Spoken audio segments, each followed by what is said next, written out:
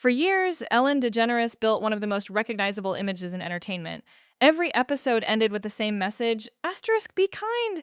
Millions believed she was exactly who she appeared to be, a warm, generous host who made people laugh while changing lives.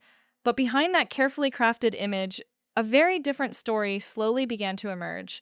Former employees started speaking out. Writers described an atmosphere of fear. Celebrities shared uncomfortable encounters.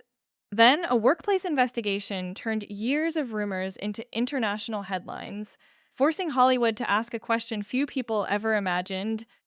Asterisk, was America's nicest celebrity hiding a very different reality behind the cameras?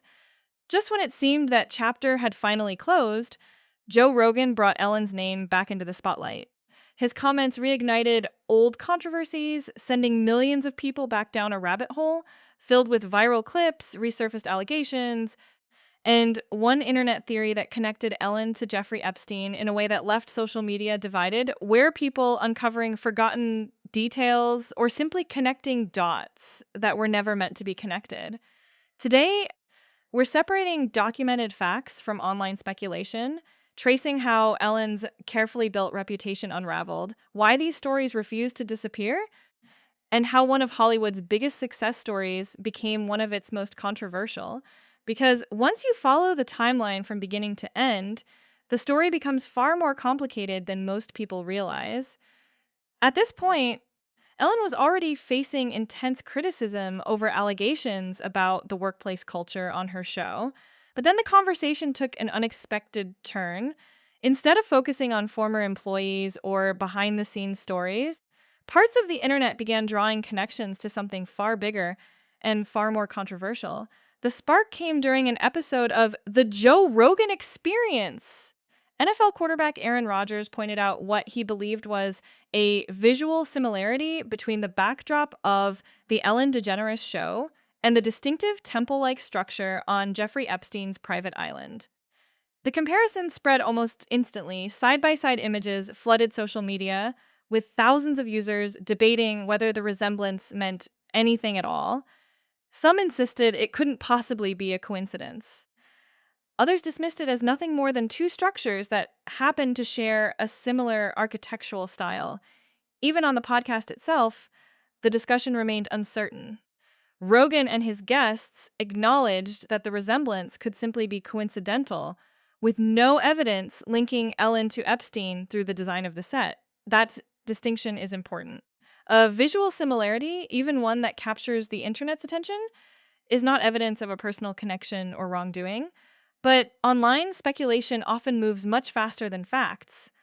As clips from the podcast circulated, the theory took on a life of its own. Videos analyzing screenshots appeared across YouTube, TikTok, and X, each attracting millions of views and fueling even more debate.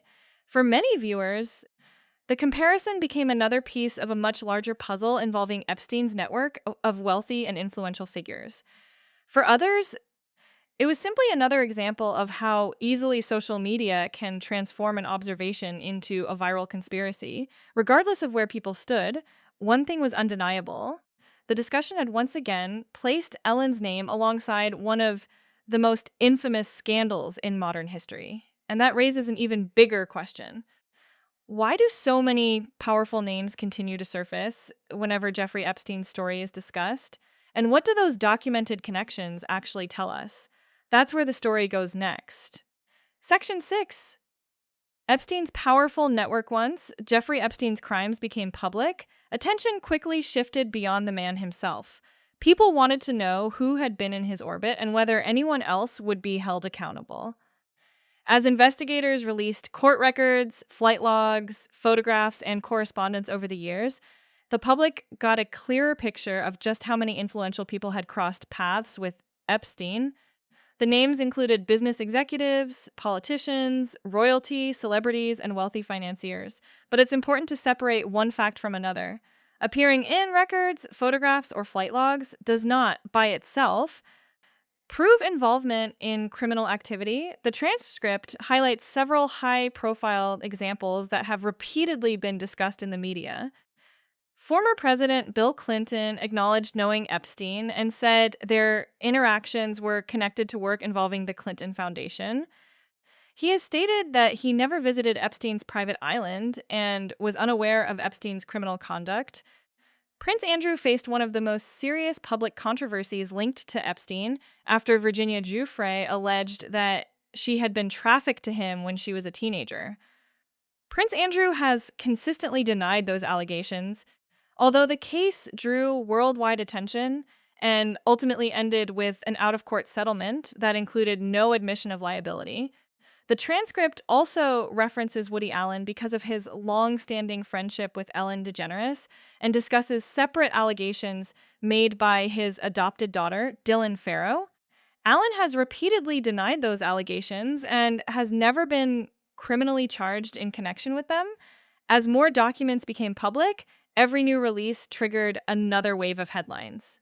Television networks analyzed photographs, social media dissected flight manifests, online communities searched every page for familiar names, hoping to uncover new connections. For many people, this became about more than Epstein himself.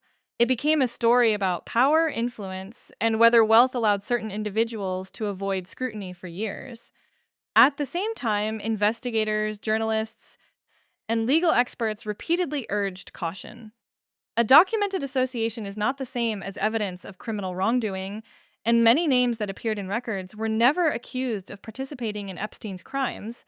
Even so, one question refused to disappear. If Epstein managed to build relationships with so many influential figures, how did his operation continue for so long without being stopped? That question brings the focus away from the famous names and back to the people whose voices matter most, the survivors who lived through it and spent years fighting to be heard. For all the attention surrounding famous names, private islands, and powerful connections, it's easy to lose sight of the people at the center of this story. The real story has always been about the victims. While the internet debated flight logs and celebrity associations, many survivors were still trying to rebuild lives shaped by years of trauma. Some chose to speak publicly, others never did. According to advocates and investigators, many victims of abuse never come forward at all, often out of fear, shame, or concern that they won't be believed. One of the most emotional accounts featured in the transcript comes from survivor Rosa Gila. She described being recruited into Epstein's world as a teenager, believing she was pursuing a legitimate modeling opportunity. Instead, she says she found herself trapped in an environment she struggled to escape. Rosa recalled living in constant fear, saying she stayed silent because she believed speaking out could put her life at even greater risk. She also described witnessing other young women who felt so desperate that they searched for any way to end the abuse, a reflection of just how hopeless the situation had become. Years later, when previously sealed government records were released, Rosa said she was devastated to learn that her name appeared without being fully protected. After spending years trying to move forward, she suddenly found herself back in the public spotlight, forced to relive painful memories she had hoped were behind her. The transcript also highlights another difficult question that continues to surround the case. How did Epstein continue operating for so many years, despite repeated warning signs? Survivors have pointed to a system in which influential people, institutions, and those around Epstein failed to intervene when they had opportunities to do so. That question has become just as important as understanding Epstein's crimes themselves. In recent years, more survivors have come together to support one another and encourage others to speak openly. They argue that public awareness has changed dramatically, with more people willing to listen than in decades past. While many believe there is still a long way to go, they see growing recognition that powerful individuals should not be shielded from scrutiny simply because of their wealth or influence. Ultimately, this story isn't remembered because of the headlines or the conspiracy theories. It's remembered because hundreds of people say their lives were permanently altered by one man's actions, and because many continue searching for answers about how it was allowed to happen for so long. And even after years of investigations, lawsuits, and document releases, One chapter of the Epstein story continues to attract extraordinary attention, the island itself. Long after Epstein's death, people are still trying to uncover what secrets, if any, were left behind. You might think the story ended with Jeffrey Epstein's death in 2019. It didn't. Years later, his private island, Little St. James, continues to attract attention from journalists, investigators, YouTubers, and curious members of the public. Even after countless court cases and document releases, many people still believe the island holds unanswered questions. In 2023, billionaire investor Stephen Dekoff purchased Little St. James and its neighboring island with plans to redevelop the property into a luxury resort. His representatives have stated that he had no relationship with Epstein before buying the islands, and the purchase marked the beginning of a new chapter for a place that had become synonymous with one of the most notorious criminal cases in modern history, but the island's reputation proved impossible to erase. Instead of disappearing from the headlines, it became the destination for a growing number of online content creators hoping to document what remained. Several YouTubers traveled to the area, filming abandoned buildings and the now famous temple-like structure that had fueled years of online speculation. One of the most widely discussed visits came from YouTuber Andrew Peterson, better known as SideQuest Drew. According to the transcript, he and his group kayaked to Little St. James, entered the property, and recorded footage throughout the island. The videos quickly gained millions of views. Not long afterward, the island's new owner filed lawsuits against Peterson and several other content creators, alleging they had trespassed on private property. The lawsuits sought damages connected to the videos, while Peterson argued that his goal was to document a location of enormous public interest. According to the transcript, he also stated that a portion of the revenue generated by the videos had been donated to an organization that combats human trafficking. The legal battle became another reminder that, even years after Epstein's death, nearly everything connected to the island continues to spark public fascination. For some, the island represents a crime scene whose full history may never be understood. For others, it has become the center of endless online theories that often stretch far beyond the available evidence. That tension has defined the Epstein story from the very beginning. Verified facts exist alongside unanswered questions. Court records exist alongside internet speculation, and with every new document release or viral video, those two worlds often become harder for the public to separate. Perhaps that's why the island continues to capture people's attention. It's no longer just a location, it has become a symbol of wealth, influence, secrecy, and the lingering belief that some questions still haven't been fully answered. And that brings us to the biggest takeaway of all. Conclusion. So, where does all of this leave us? It started with a comedian whose entire career was built around one simple message, be kind. But over time, that carefully crafted image came under intense scrutiny as former employees, writers, and public figures described a very different experience behind the scenes. Then, as often happens online, the conversation expanded far beyond the original allegations.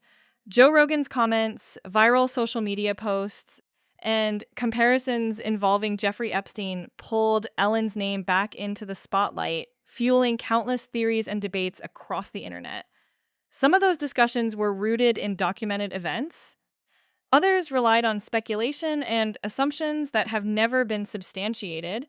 That's why separating fact from rumor matters. The workplace allegations surrounding the Ellen DeGeneres show led to internal investigations, public apologies, and significant changes behind the scenes. Those events are part of the public record. At the same time, many of the online claims attempting to connect unrelated events remain just that, claims without verified evidence to support them. Meanwhile, the Epstein case continues to cast a long shadow. Each new document release, interview, or court filing reminds the public of the victims whose lives were forever changed and raises difficult questions about how someone with so much influence was able to operate for so long. Perhaps the biggest lesson isn't about one celebrity or one scandal. It's about how public perception can change almost overnight. A reputation built over decades can unravel in months. At the same time, The internet has made it easier than ever for facts, opinions, and speculation to blend together, making it more important than ever to question what we see and separate verified information from viral narratives. One thing is certain: conversations about Hollywood, power, and accountability aren't ending anytime soon. As more records become public and more people come forward, the debate will continue. And so will the search for answers. What do you think? Did Ellen's public image collapse because people finally learned what was happening behind the scenes? Or has the internet blurred the line between documented facts and unverified theories? Let us know your thoughts in the comments below. If you enjoyed this deep dive and want more documentary style breakdowns of Hollywood's biggest stories, don't forget to like the video, subscribe, and turn on notifications so you never miss the next investigation.